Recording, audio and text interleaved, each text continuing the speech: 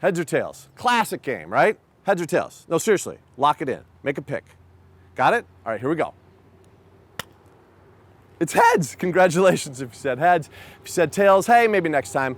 But what does a quarter have to do with auto glass professionals and windshields? Let me have Josh explain what I'm talking about.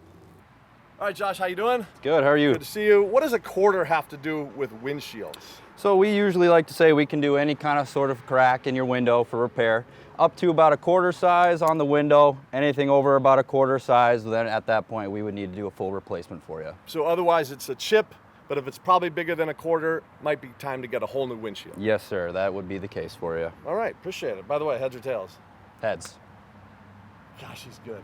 They're all so good here. One call does it all at Auto Glass Professionals. And right now, Auto Glass Professionals is hiring experienced installers. Just go to the website or call the number on your screen.